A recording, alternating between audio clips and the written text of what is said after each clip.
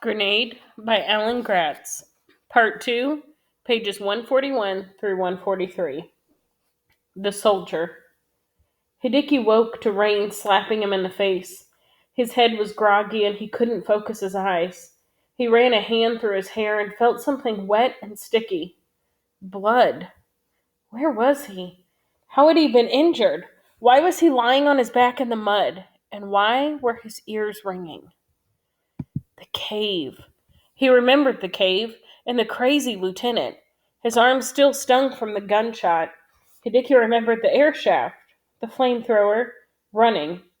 Running and running and running, and then the soldier. The grenade. Hideki propped himself up on his elbows. As his focus returned, he saw the body of the American soldier lying just beyond the pine tree a few yards away. Hideki's heart hammered in his chest. What if the soldier was still alive? He wasn't moving now. But what if he woke up? Hideki scrambled back away from the soldier, but the American still wasn't moving. Even as the rain beat down on his upturned face, Hideki stood and crept around the other side of the pine tree, his legs wobbly, afraid that any moment the soldier was going to jerk awake and start shooting at him again.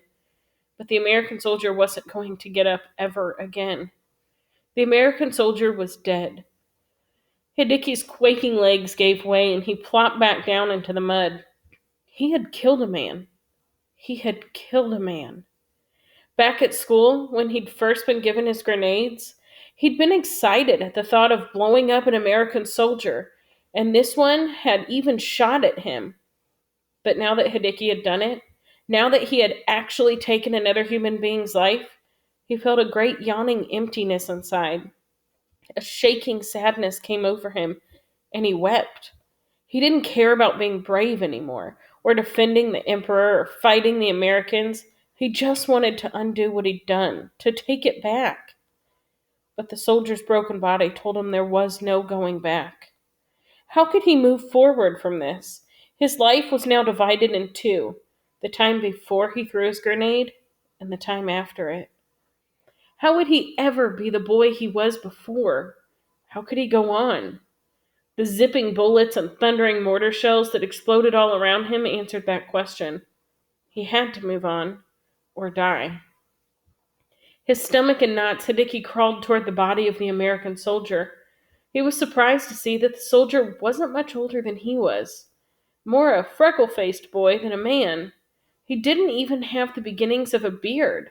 Hideki felt sick all over again for killing him. "I'm sorry," Hideki told the boy, but of course the boy didn't answer back.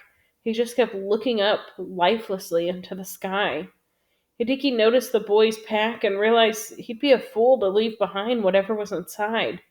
He wrestled the pack from the body, turning the boy's face down into the mud, hiding those questioning, frightened eyes for good. Hideki was about to steal the dead boy's shoes, too. They looked like they would fit, when he caught a flash of movement from the corner of his eye. He spun, panicking, but there was no one there. He turned this way and that. Sure, someone was with him, but all he saw was the driving rain, and all he heard was the hammering of his own heart. Feeling guilty and frightened, Hideki snatched up the American's backpack and ran.